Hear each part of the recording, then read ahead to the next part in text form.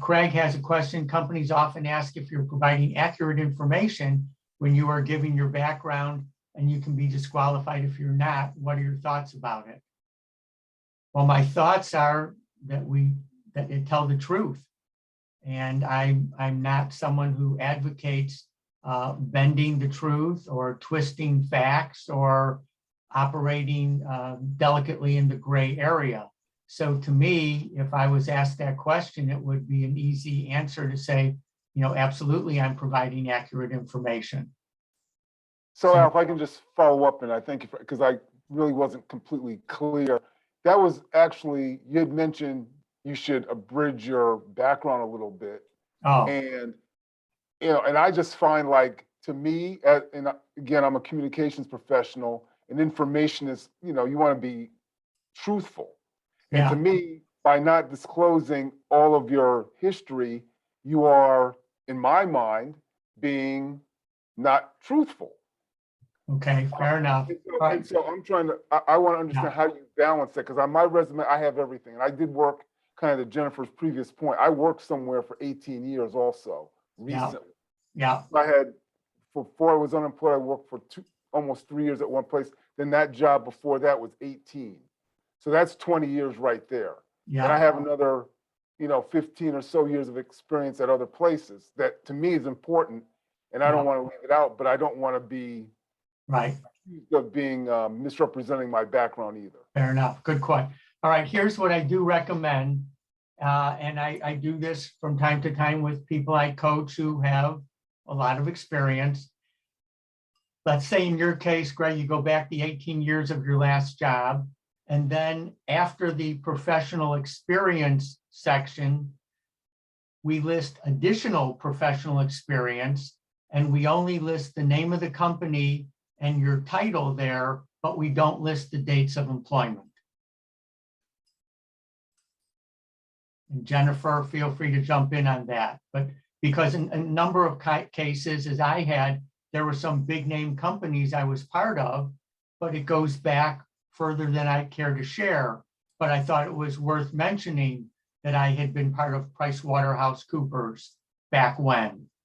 So that's how I capture it. Additional professional experience, company name, my position or positions there if I was promoted, but no dates of employment.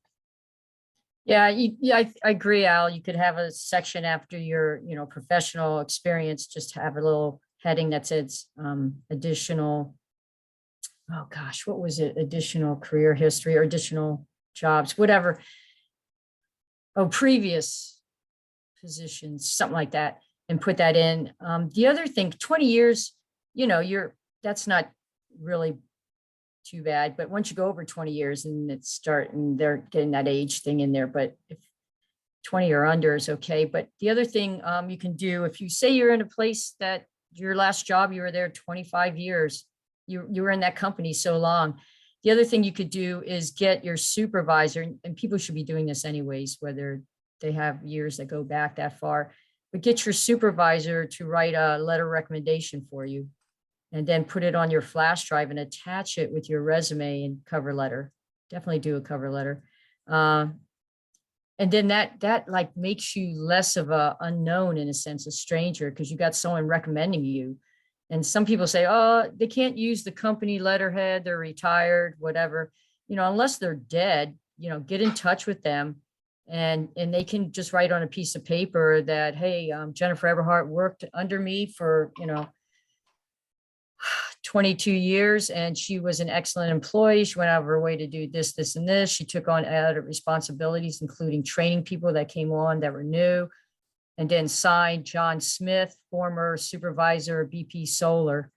So if they want to take that and look up and see if that was my supervisor, they can do that, even though it's not company letterhead. But, when you get those letters of recommendation, especially from supervisors, it's awesome, and you can do Facebook and try to find them, but like I said, unless they're dead, or you can't definitely find them, you got potential there getting those. And anytime you leave a job, it was, you're a good employee there, please, get them to write a letter of recommendation, ask them not to date it, Yeah, absolutely. And in fact, in this virtual world, get as many recommendations on LinkedIn. So in addition to having hard copy that you might be able to show or, save it as a PDF, candidly, as with former bosses, when I was an employee, I asked for recommendations, especially during my job search 19 years ago. And then as a consultant, if anyone was happy with me and they said, what can I do for you? Well, in addition to referring me, would you mind doing a recommendation on LinkedIn? And I'm proud of the almost 40 recommendations I have that people can read all about me. That's excellent. Yeah, I definitely recommend, preparing yourself, laying the groundwork. So it's not just the resume, but it's also, getting the recommendations lined up that are easy for you to share.